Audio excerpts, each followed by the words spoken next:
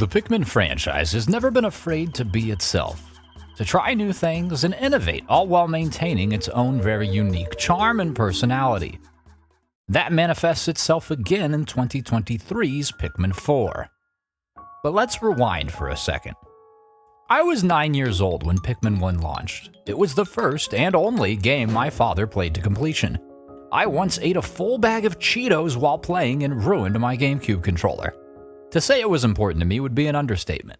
I particularly latched on to the stranded captain theme. Olimar pitted against the elements with naught but his wits and charismatic ability to generate free labor from the local populace, all while battling under the intense glare of a looming 30-day countdown to a pitiful demise. I could barely comprehend the fact that I was now starting to get weekend homework, but I knew this type of struggle was one to be appreciated, and it drew me in. Naturally, Pikmin 2's mission change from survival to capitalistic endeavors was a shock, and then in Pikmin 3 to go from hoarding wealth to hoarding juice? But that's Pikmin, a franchise, again, unafraid to change. A series that made the end goal feel less important than the journey the player takes to get there. But that's not to say that the journey or how you traverse it didn't change either. The changes between Pikmins 1, 2, and 3 are all separate topics that warrant their own videos. For the purposes of this video, we confine ourselves to the franchise's latest entry, and dude, a lot changed. The earliest and most obvious change to the actual gameplay is the incorporation of your cute canine companion Oatchi. If you thought the Pikmin battles of the past, with dozens of little individuals bashing their heads against another creature until it perished, weren't violent enough, well, now you can quite literally sick the hounds on them. But Oatchi is obviously good for more than killing. Acting as your noble steed, the best boy is happy to ferry the player around with a quickness, movement speed, and a Pikmin-first ability to jump. No longer shall minuscule raises in terrain elevation stifle our progress. With a host of upgrades available, as well as the ability to control him separate from the player's captain, Oatchi effectively becomes a second captain. And it's a good thing too, because wrangling all of these little devils is a tough job for any one individual.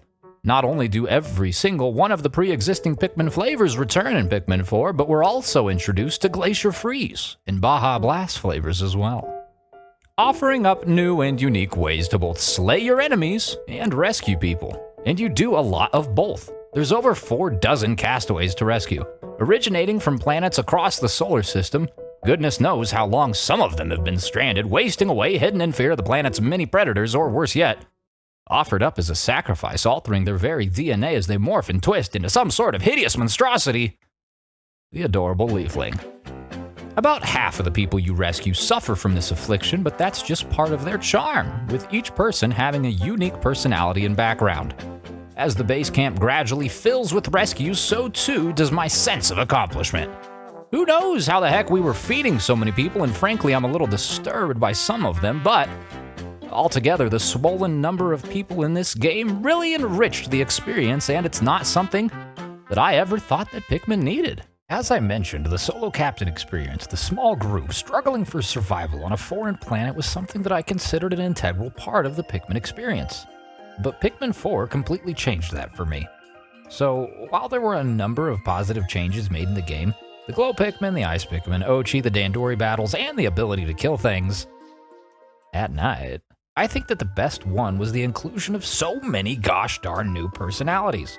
Some of them had absolutely no reason whatsoever to be stranded on this planet and were probably days away from death prior to being found, but bless their hearts, they had a goal and they chased after it, no matter how absurd. Speaking of absurd, how are they going to fit in the Shepherd? It big, they small, sure, whatever, but I mean, Jiminy Christmas, people were flocking to this planet like moths to a flame, crashing their ships and getting lost like it was going out of style. And they're all lucky enough that a gosh darn space bus happened to be responding to distress signals. Lucky them.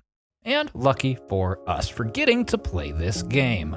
Pikmin 4 had a lot going for it, and picking my favorite new development wasn't easy, but I suppose that's a hallmark of a good game. So, here's to more Pikmin and more people in the future.